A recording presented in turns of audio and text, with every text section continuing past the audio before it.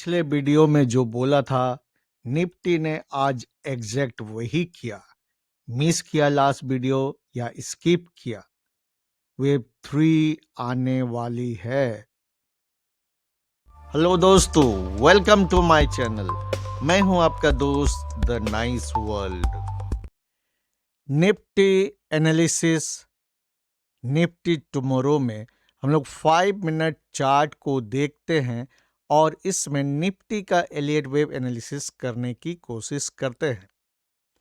मैंने अपने पिछले वीडियो में आपको बताया था, अगर आपने नहीं देखा है या मिस किया है तो थोड़ा सा रिवाइज कर देता हूं।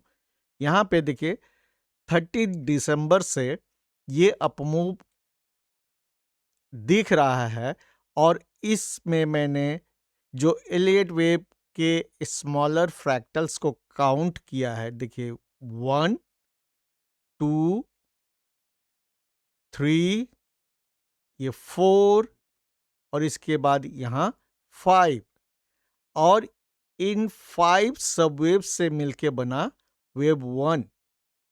इसमें खास बात क्या थी, वेव 3 लंबा था, वेव 4 एक एलियट वेव ट्रायंगल बना, A B C D E. उस समय भी मैंने कहा था कि एलियट वेव थ्योरी के हिसाब से वेव 4 के बाद वेव 5 निफ्टी को ऊपर लेके जाएगा और निफ्टी ने एग्जैक्टली वही किया। और इसमें भी आप देखिए सब वेव 1, 2, 3, 4 और ये 5 बना। ये पिछले दिन तक यहाँ तक बना हुआ था और ये आज जो आप बड़ा कैंडल देख रहे हो, बड़ा मतलब कि ऊपर और नीचे दोनों तरफ शेडो है, अपर शेडो लोअर शेडो। बॉडी छोटा ही है लेकिन इसका रेंज बड़ा है। तो ये यहाँ शुरुआत हुआ था, यानी ये जो यहाँ से 5 था वेव, वो थोड़ा सा एक्सटेंड हुआ। लेकिन यहाँ पे आप देखिए ये एंडिंग डायगोनल, मतलब कि 30 दिसंबर से अभी के बीच में एलियट वेव के डिफरेंट सेट्स 5 मिनट चार्ट में हमें देखने को मिलते हैं और ये जो सीखने वाले लोग हैं उनके लिए बहुत ही अच्छा है। यहाँ पे देखिए wave 1, wave 2, wave 3, wave 4। Wave 4 इस वेव 1 के अंदर आया, यानी ये एक डायगोनल है और चूंकि ये एंड में आया तो ये एंडिंग डायगोनल कहलाएगा। और एलियट वेव थ्योरी के हिसाब से यहाँ पर वेव 1 कंप्लीट हुआ। वेव 1 के बाद वेव 2 होता है जो कि एक करेक्टिव वेव होगा। और एलियट वेव थ्योरी के हिसाब से करेक्टिव वेव्स आर ऑलवेज 3। यानी देखिए ये मैंने मिटाया नहीं है जानबूझ के। पिछले दिन मैंने बताया था वेव ए बी सी, इस तरह से आपको 3 सबवेव स्ट्रक्चर होगा ये वेव 2। आज इसने क्या किया, देखिए यहां से यहां तक ए बनाया। इसके बाद मार्केट का काम है ट्रेडर को ट्रैप करना। इसने क्या किया, वेव बी का मूव जो है बहुत स्ट्रॉन्ग अपमूव की तरह आया और वेव ए का जो शुरुआत था, यहां पर देखिए 26,358, ये 26,340 जो है पिछले दिन जो हाई बना था वो था और आज था 26,358।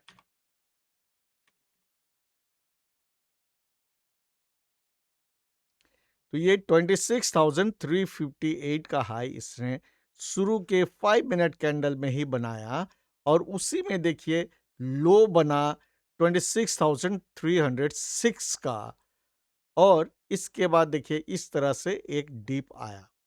लेकिन फिर यहां से एक करेक्शन ऊपर गया, ये वेव बी है। इसमें देखिए वेव बी अगर ट्रायंगल नहीं है तो वो 3 सबवेव स्ट्रक्चर होगा। यहाँ पर आपको ये भी दिखेगा, यहाँ से ए, ये बी और ये फिर सी। ये क्लियर है? यहाँ आपको ए, बी और सी ये क्लियरली दिख रहे हैं। अगर इसको स्मॉलर टाइम फ्रेम में करेंगे तो और क्लियर हो जाएगा। मैं आपको बहुत ज़्यादा कंफ्यूज नहीं करना चाहता हूँ। देखिए ए, बी और ये सी दिख गया। तो ये वेव बी है, ये इम्पल्स नहीं है, करेक्टिव वेव है। इम्पल्स में या मोटिव वेव में 5 सबवेव होता है। तो यहाँ पर ये 3 सबवेव था इसलिए, और इसको देखिएगा एक जहाँ से शुरू हुआ उसके बियॉन्ड गया, मतलब एक्सपेंडेड था। अगर इस लेवल तक में रुकता तो ये एक फ्लैट करेक्शन होता। फ्लैट करेक्शन पर भी मैंने वीडियो बनाया हुआ है निफ्टी के ऊपर में ही। जिन लोगों को नहीं समझ में आ रहा है वो देख लेंगे। लॉन्ग और शॉर्ट दोनों फॉर्म में मैंने वीडियो बना के दिया हुआ है, उसको समझ लेंगे। तो ये ए हुआ, ये बी और ये सी। सी के बारे में मैंने कई बार आपको बोला हुआ है, सी इज ऑलवेज 5। सी हमेशा 5 होता है। यानी अब ये 5 जो है इस तरह से 1 2 3 4 5 नीचे की ओर होगा। तो ये या तो इस तरह से होगा इम्पल्स, या फिर ये वेव 4 वेव 1 के टेरिटरी में जा सकता है। इसके अंदर जाएगा तो ये डायगोनल होगा। इस केस में ये एंडिंग डायगोनल होगा। लेकिन यहाँ पे ये डायगोनल नहीं है, यहाँ पर बना है एक इम्पल्स। देखिए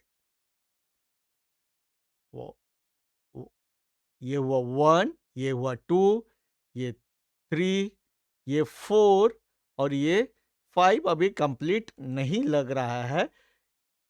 ये वेव 3 के लेवल तक एटलीस्ट आना चाहिए। तो ये क्लियर दिख रहा है। ये 1 में आपको देखिए 1 2 3 4 5 ये 5 सबवेव स्ट्रक्चर आपको दिख रहा है। इसका 2 हुआ, ये 3 है।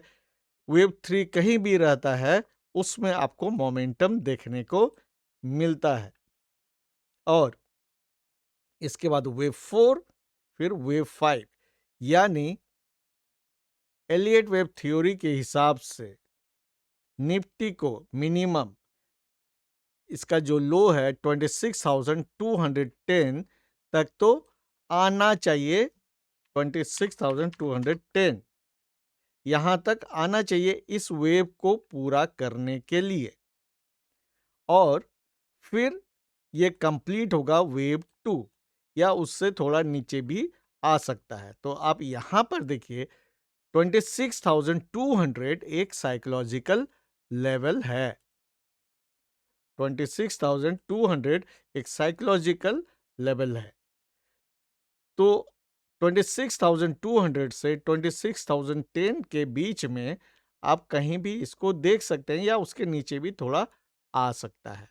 लेकिन बहुत नीचे जाने की संभावना कम लग रही है, क्योंकि हमें ये वेव ए, बी और ये सी दिख रहा है क्लियरली। इसका मतलब क्या हुआ? मतलब ये है कि 26,200 के आसपास से फिर एक मूव हमें ऊपर की ओर देखने को मिलेगा, और वो जो वेव है वो होगा वेव 3।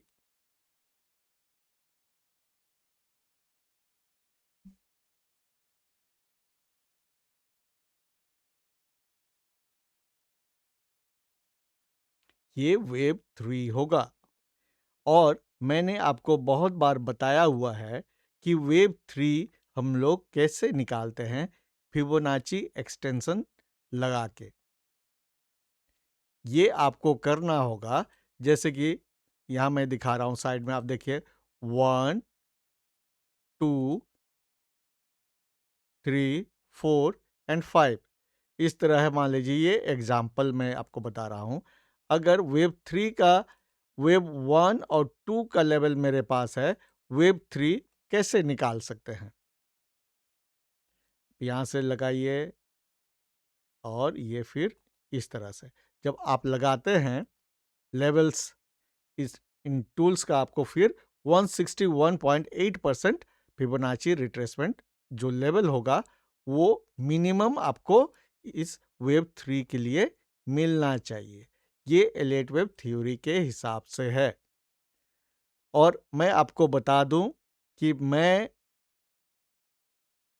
आपको यहाँ पर लर्निंग वीडियोस देने के लिए आया हूँ और मेरा काम है थ्योरी और निफ्टी एनालिसिस बताना। अगर आप सीख जाते हैं अपने से, तो आप इन इंफॉर्मेशन को, चार्ट के एनालिसिस को अपने ट्रेड में इस्तेमाल कर सकते हैं। लेकिन अगर आप टिप्स ढूंढने आए हैं तो आपको यहाँ पर मायूसी होगी।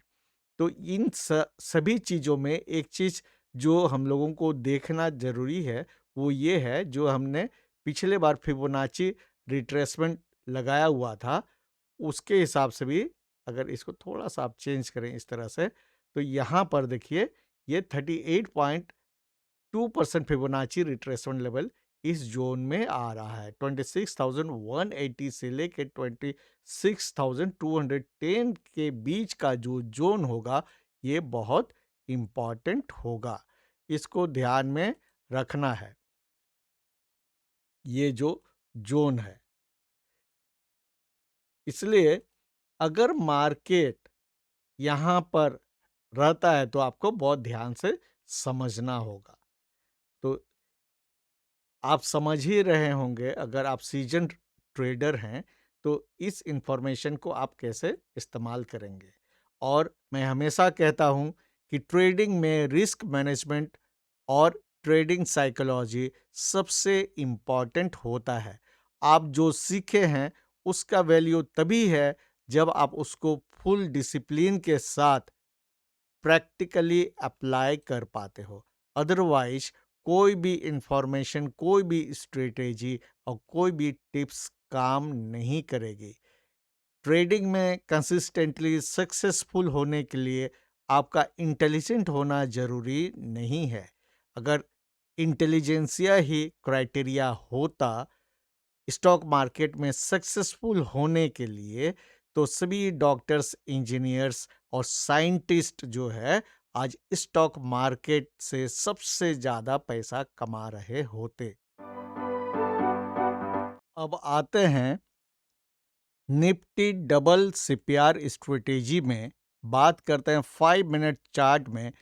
कल के लिए इंट्राडे सीपीआर का जो रेंज है वो है 26,263 से लेकर 26,292 के बीच में। और इस सप्ताह का वीकली सीपीआर रेंज है 26,108 से लेकर 26,255 के बीच में।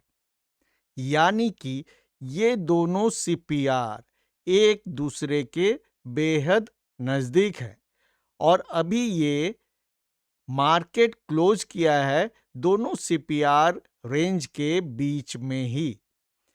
और एलियट वेव एनालिसिस में हमने देखा है कि थोड़ा सा नीचे आना चाहिए मार्केट को इस वेव सी को कंप्लीट करने के लिए।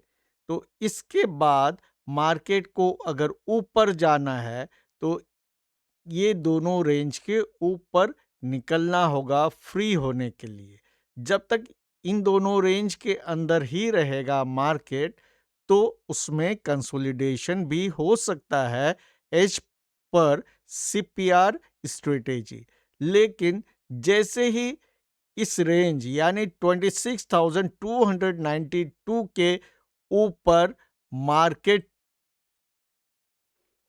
टिकता है, तो फिर इसमें एक तेजी का मूवमेंट हमें कंफर्म देखने को मिल सकता है, अगर हमारा ये एनालिसिस एलियट वेव पर और डबल सीपीआर स्ट्रेटेजी पर सही है तो। और हमेशा याद रखिए, anything can happen. Anything can happen इसका मतलब है कि आपको अपने रिस्क को मैनेज करके चलना है। मार्केट किसी के कंट्रोल में नहीं होता है, ना मार्केट आपका दोस्त है, ना दुश्मन है। मार्केट को कोई फ़र्क नहीं पड़ता है कि आप क्या हस्ती हो। मार्केट वही करता है जो उसको करना होता है। तो मार्केट को कंट्रोल करने की कोशिश या उस भ्रम में नहीं रहना है। जितना अच्छा भी लगे आपको एनालिसिस और प्रेडिक्शन, जितना अच्छा लगे निफ्टी प्रेडिक्शन का वीडियो, लेकिन होगा वही जो मार्केट चाहता है। तो आपके बस में क्या है?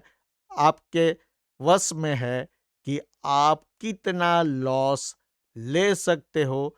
उस हिसाब से आप अपना रिस्क मैनेजमेंट, पोजीशन साइजिंग ज़रूर कर लें अगर आप ट्रेड करते हो तो। अगर आपको आज का वीडियो अच्छा लगा हो और वैल्यूएबल लगा हो तो वीडियो को लाइक और शेयर ज़रूर कर दीजिएगा। और जिन दोस्तों ने अभी तक चैनल को सब्सक्राइब नहीं किया है तो चैनल को सब्सक्राइब ज़रूर कर दीजिए। नहीं तो आप सोच नहीं पा रहे हैं आप क्या मिस कर रहे हैं।